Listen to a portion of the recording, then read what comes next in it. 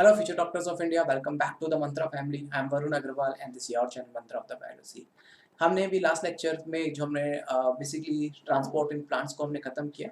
Transport of plant को cover करने के बाद में हम अब एनाटॉमी में मूव करते हैं। एक बार आपको एनाटॉमी समझ में आ जाए प्लांट्स की, उसके एनाटॉमी में उसकी टिश्यू क्या है उसके बारे में समझ में आ जाए, उसका स्ट्रक्चर समझ में आ जाए, रूट का स्टेम का स्ट्रक्चर समझ में आ जाए, जाइलम फ्लोएम के बारे में आपको नॉलेज मिल जाए, लीफ का स्ट्रक्चर समझ में आ जाए, ठीक है, स्टेम का स्ट्रक्चर समझ में आ जाए, तो आपको आगे पढ़ना आसान रहेगा। ओके, तो बेसिकली क्या है, ये मॉड्यूल है आपका the structure organization in the plant animal.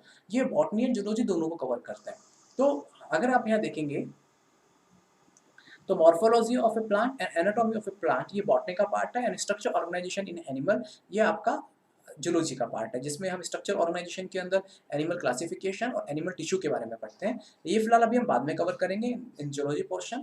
Morphology of flowering plant, इसमें जनरली 5 to 6 क्वेश्चंस आते हैं। एनाटॉमी ऑफ फ्लोवरिंग प्लांट में 2 से 3 क्वेश्चन या कभी-कभी 4 से 5 क्वेश्चन भी देखे गए।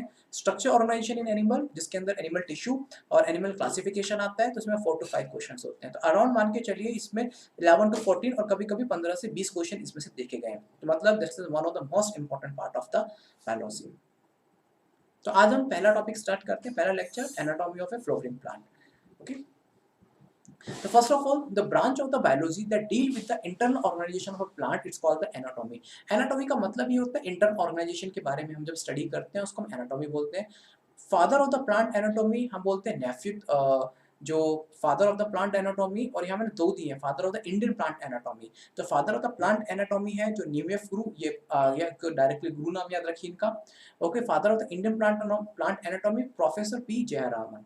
ओके, जो कि साउथ इंडियन है। Okay, study of internal organization is called anatomy. Plant have a cells as their basic unit. ठीक है, सेल्स क्या होती है, बेसिक यूनिट होती है। सेल्स क्या होती है कि टिश्यू के अंदर ऑर्गेनाइज होती है। फिर टिश्यू क्या होता है, फर्दर आगे जब फर्दर एडवांसमेंट होता है तो टिश्यू टिश्यू सिस्टम के अंदर ऑर्गेनाइज्ड होता है। फिर टिश्यू सिस्टम या फिर कह सकते हो टिश्यू सिस्टम या फिर ऑर्गन के अंदर ऑर्गेनाइज्ड होता है। प्लांट में जो बेसिकली डिफरेंशिएशन होता है वो आपको सिर्फ टिश्यू लेवल तक देखने को मिलेगा, लेकिन एनसीईआरटी के अंदर ऑर्गन सिस्टम तक भी दिया गया है, लेकिन ह्यूमन में ऑर्गन सिस्टम तक पाया जाता है। ठीक है, different organ in a plant show a difference in the internal structures. ठीक है, different organ in a plant show difference in the internal structure. Different different जो ऑर्गन्स होते हैं, बेसिकली क्या है कि प्लांट इन्होंने एनसीईआरटी के अंदर ऑर्गन वर्ड यूज करते हैं। जैसे कि अगर हम ये लेकिन एग्जैक्टली टिश्यू के बारे में बात करना चाहते हैं, जैसे कि जाइलम का अलग फंक्शन है, फ्लोएम का अलग फंक्शन आपको मिलेगा, मेरिस्टेम टिश्यू आपको अलग फंक्शन मिलेगा, सबका इंटरनल स्ट्रक्चर भी अलग अलग होता है। एंजियोस्पर्म में मोनोकॉट और dicot are also seen to be anatomically different. Angiosperms की बात करें तो मोनोकॉट और डायकॉट्स एनाटॉमिकली डिफरेंट मिलते हैं, क्योंकि मोनोकॉट के अंदर और डायकॉट के अंदर देखें तो डायकॉट के अंदर सेकेंडरी ग्रोथ होती है, मोनोकॉट के अंदर सेकेंडरी ग्रोथ नहीं होती है। इसके अलावा भी अदर आपको इंटरनल स्ट्रक्चर्स में बहुत डिफरेंट आपको देखने को मिलेगा। Okay, and internal structure are also adaptation to diverse environment. जैसे कि बहुत सारे ऐसे इंटरनल स्ट्रक्चर्स होते हैं जिसकी वजह से प्लांट को अडॉप्ट करने पड़ते हैं। जैसे कि एग्जांपल अगर आप ले तो पैरेन्काइमा के, जैसे कि कुछ जो plants for an example succulent plant है जो कि कम वाटर को यूटिलाइज करते हैं, तो कई बार क्या होता है कि उनकी लीफ के ऊपर क्यूटिकल की लेयर बन जाती है, जिसकी वजह से उनका वाटर का ट्रांसपिरेशन कम होता है।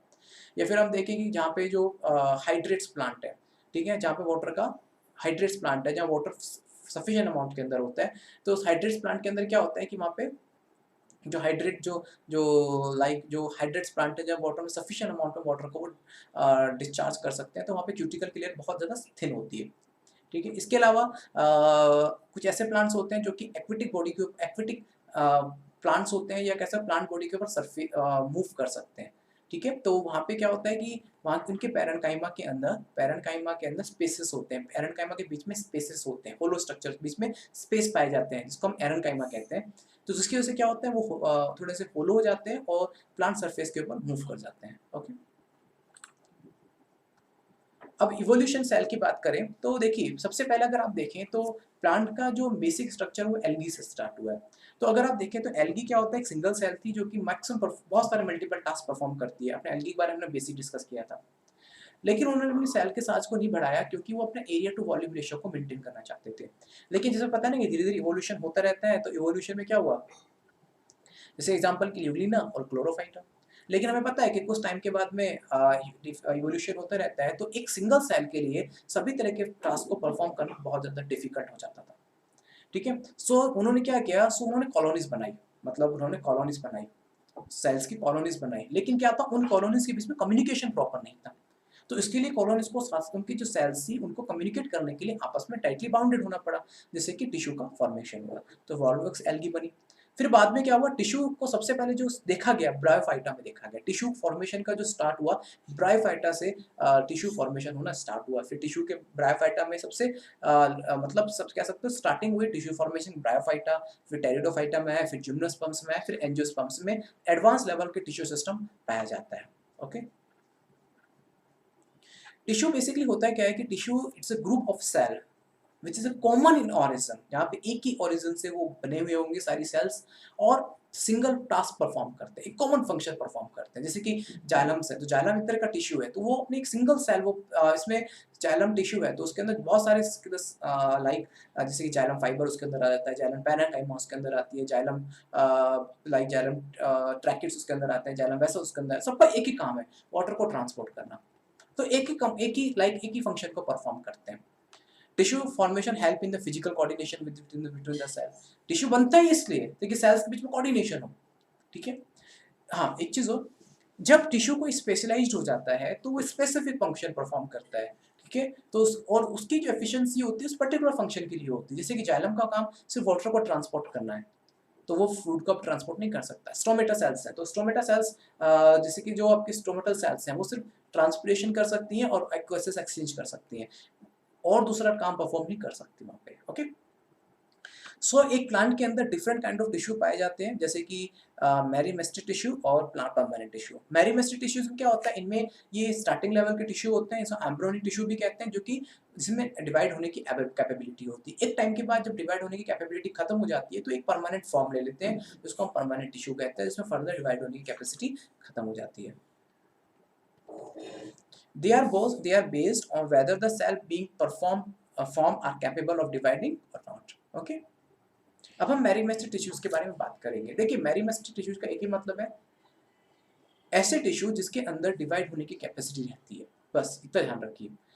तो growth in a plant is largely restricted to the specialized region of active cell division. मतलब प्लांट की जो ग्रोथ है वो प्लांट की जो ग्रोथ है वो किसी प्लांट की जो ग्रोथ होती है वो एक प्लांट की जो ग्रोथ होती है वो एक पर्टिकुलर रीजन पे होती है जहाँ पे मैरीमेस्टिक टिश्यू प्रेजेंट होता है। तो it is restricted to a particular region जहाँ पे मैरीमेस्टिक टिश्यू प्रेजेंट होता है, ठीक है। या फिर हम कैसे मेरिस्टेम कहते हैं, या फिर मेरिस्टोस, मतलब जो डिवाइड होने की कैपेसिटी रखता है।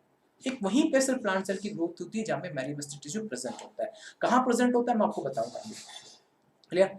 प्लांट की ग्रोथ अनलिमिटेड होती है, मतलब प्लांट जब तक मैरीमेस्टिक टिश्यू प्रेजेंट है होती रहेगी ग्रोथ, कोई दिक्कत वाली बात नहीं है। जैसे ही मैरीमेस्टिक टिश्यू परमानेंट टिश्यू में कन्वर्ट हो गया, ग्रोथ बंद हो जाती है। लोकलाइज मतलब कहने का सब जगह नहीं होती, किसी पर्टिकुलर रीजन के ऊपर होती है, क्योंकि जहाँ मैरीमेस्टिक टिश्यू होता है वहीं पर प्रेजेंट होती है ग्रोथ, ठीक है। जैसे मैंने आपको लिखा हुआ है, प्लांट ग्रोथ वहीं पे होती है जब मैरीमेस्टिक टिश्यू प्रेजेंट होता है, and this tissue present at some specific location, root और शूट। रूट या फिर शूट मतलब स्टेम, रूट मतलब जड़। So the growth is called the localized. So meristematic tissue के यूनिक फीचर्स क्या होते हैं, ये कॉम्पैक्टली पैक्ड होती है और उसका इंटरसेलुलर स्पेसेस कम ही होती है, लेकिन जब इनको कभी एरेनकाइमा में मॉडिफाइड होना पड़ता है तो बीच में स्पेसेस बन जाते हैं, जिससे कि वो प्लांट बॉडी वो बेसिकली प्लांट बॉडी सरफेस के ऊपर फ्लोट कर सके। स्फेरिकल होता है, ओवल होता है और पॉलीगोनल शेप में मिलेगा आपको। और thin homologous cell wall layer होती है। इसके अंदर सिर्फ प्राइमरी सेल वॉल की लेयर पाई जाती है, सेकेंडरी नहीं पाई जाती, क्योंकि प्राइमरी सेल लेयर होती है, सेकेंडरी नहीं पाई जाती, क्योंकि अगर सेकेंडरी का डिपोजिशन हो गया तो सेल वो डेड हो जाती है, ठीक है। तो सिर्फ प्राइमरी ही सेल वॉल की लेयर पाई जाती है, लेकिन वो भी थिन होती है, ठीक है। सेंट्रल वैक्यूल प्रॉपरली इसमें एब्सेंट होता है, ओके। सेंट्रल वैक्यूल इसलिए एब्सेंट रहता है क्योंकि इसको कंटिन्यूसली डिवाइड होने के लिए फूड की रिक्वायरमेंट होती है, ठीक है। तो इनको अपने फूड को प्रॉपर रखने के लिए, डाइजेस्ट करने के लिए ये सेंट्रल वैक्यूल को वहाँ से रिमूव कर देते हैं। Plants have a different kind of meristems. The meristem tissue is generally available at particular specific part of the plant. ठीक है, या तो रूट टिप के ऊपर या शूट टिप के ऊपर। They are found at specific position. Types कौन कौन से होते हैं, ये चार टाइप हमें देखने हैं ओरिजिन एंड डेवलपमेंट के according. Position, divide and the grow in a plant body on the basis of function and the basis of plane of function. सबसे पहला ओरिजिन एंड डेवलपमेंट। देखिए ओरिजिन और डेवलपमेंट के according meristem tissue 3 type के होते हैं। एक होता है प्रो मेरिस्टेम जो कि एम्ब्रियोनिक होता है और अनडिफरेंशिएटेड होता है। मतलब जैसे कि होता है ना स्टेम सेल्स होती है, अनडिफरेंशिएटेड होती है, एम्ब्रियोनिक सेल्स होती हैं जिससे कि प्राइमरी मेरिस्टेम बनता है। फिर प्राइमरी मेरिस्टेम के बाद में फिर सेकेंडरी मेरिस्टेम का फॉर्मेशन होता है। जैसे देखिए ये आपका प्रो मेरिस्टेम है जिससे कि फर्दर प्राइमरी मेरिस्टेम बना और फिर प्राइमरी मेरिस्टेम से फर्दर सेकेंडरी मेरिस्टेम का फॉर्मेशन होता है। प्राइमरी मेरिस्टेम जो बेसिकली क्या होता है, प्राइमरी मेरिस्टेम लेंथ बनाने के लिए रिस्पॉन्सिबल है। जो सेकेंडरी मेरिस्टेम होता है उसकी सेकेंडरी ग्रोथ मतलब उसकी विड्थ को बढ़ाने के लिए रिस्पॉन्सिबल होता है। जो मैंने आपको लिखा है वो यहीं पे वो चीजें लिखी हुई है। ओके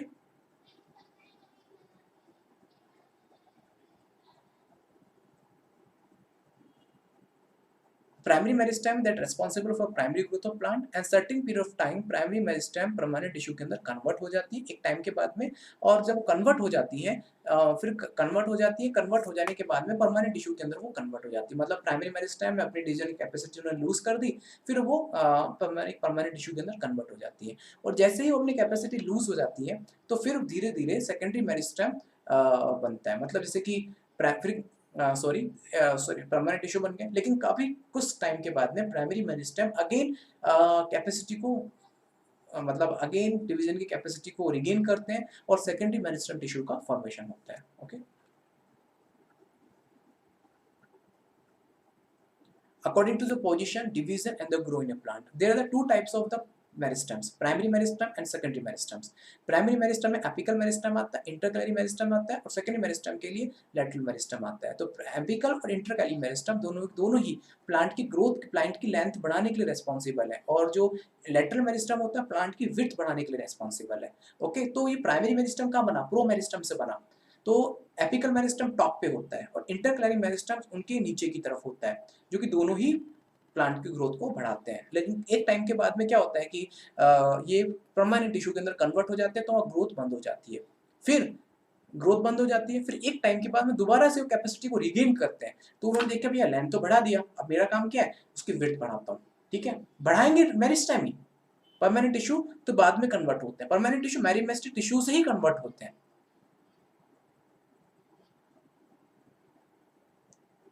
ठीक है, तो अकॉर्डिंग टू द पोजीशन मैंने बताया एपिकल, इंटरकैलिन एंड लेटरल मेरिस्टेम। तो ये देखिए शूट टिप है तो इसके ऊपर आपके लेटरल लाइक आपके प्राइमरी मेरिस्टेम है, रूट टिप है इसके ऊपर आपके एपिकल मेरिस्टेम है। यहाँ पे देखिए और ये दिख रहा है लेटरल मेरिस्टेम है जो कि आपकी सर्कमफेरेंस है, कह सकते हो सर्कमफेरेंस है इसका, तो ये विड्थ बढ़ाने के लिए रेस्पॉन्सिबल होते हैं। एपिकल मेरिस्टेम तो बेसिकली प्राइमरी ग्रोथ के लिए रिस्पॉन्सिबल होता है जो कि शूट और रूट के ऊपर होता है। ठीक है, और जो कि नई लीव्स या फ्लावर्स प्रोड्यूस करता है। लेटरल मेरिस्टेम होता है जो कि सेकेंडरी ग्रोथ के लिए रिस्पॉन्सिबल होता है, जो कि कैम्बियम के ऊपर होता है और बार्क बनाता है या फिर वेस्कुलर टिश्यूज का फॉर्मेशन ये करता है। सेकेंडरी ग्रोथ जो कि लेटरल मेरिस्टेम जो होता है बेटा, लेटरल मेरिस्टेम या सेकेंडरी ग्रोथ जो दिख रहा है लेटरल मेरिस्टेम, ये क्या होता है, एक तो बार्क बनाएगा, बार्क, ठीक है, या फिर वेस्कुलर टिश्यू का ये फॉर्मेशन करता है। ओके जैसे देखिए ये आपके यहाँ पे तो क्या हुआ, यहाँ पे तो एपिकल मेरिस्टेम हो गया या, ठीक है, तो इनके बीच में यहाँ पे दिख रहा है, इनके बीच में ये दिख रहा है आपको, ये इंटरकैलरी मेरिस्टेम्स होते हैं। इंटरकैलरी मेरिस्टेम्स ये दिख रहे हैं, ये इंटरकैलरी मेरिस्टेम्स होते हैं। ओके जैसे मैं आपको यहाँ पे दिखाता हूँ, जैसे मेरिस्टेम मैंने बोला कि एपिकल मेरिस्टेम बात करें, जो एपिकल मेरिस्टेम जो कि टॉप के ऊपर होते हैं, जो कि शूट है तो मतलब आपके स्टेम को बढ़ाने में हेल्प करते हैं, रूट है तो कंटिन्यूसली रूट बढ़ाने में हेल्प करते हैं, ये जो कि जो टॉप के ऊपर होते हैं। शूट जो होगा वो हमेशा ऊपर की तरफ ग्रोथ करेगा और सेल्स को नीचे की तरफ भेजेगा। रूट क्या होगा, ठीक है, रूट का फॉर्मेशन करेगा और सेल्स को ऊपर की साइड भेजेगा डिवाइड करके।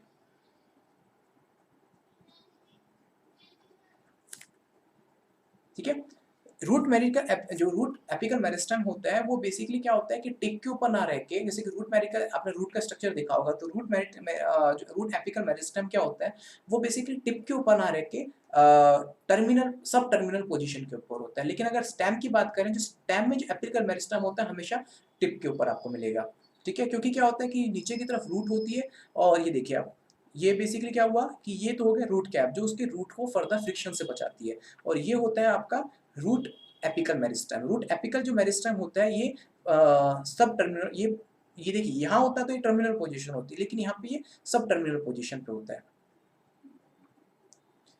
During the formation of leaf and elongation of stem, some cell left behind from shoot apical meristem and constitute auxiliary bud and called the marginal meristem। ये कह सकते हो प्राइमरी मेरिस्टम का एक और एडवांस मॉडिफिकेशन है। क्या होता है जब सेल्स कंटिन्यूसली ग्रो करती हैं, ऊपर की तरफ बढ़ती हैं, तो नीचे की तरफ कुछ मेरिस्टम रह जाता है, जिससे कि आपकी इंटरकैलरी मेरिस्टम, जहाँ से देखा होगा आपने कभी-कभी यहाँ पे शूट निकल जाता है, मतलब जहाँ से एक्सिलरी बड, जहाँ से आपकी लीफ निकलती है, जहाँ से आपके फ्लावर्स निकलते हैं, जहाँ पे आपके फ्रूट्स डिफरेंट डिफरेंट ब्रांचेस निकलती है, तो उसे हम बोलते हैं मार्जिनल मेरिस्टम्स।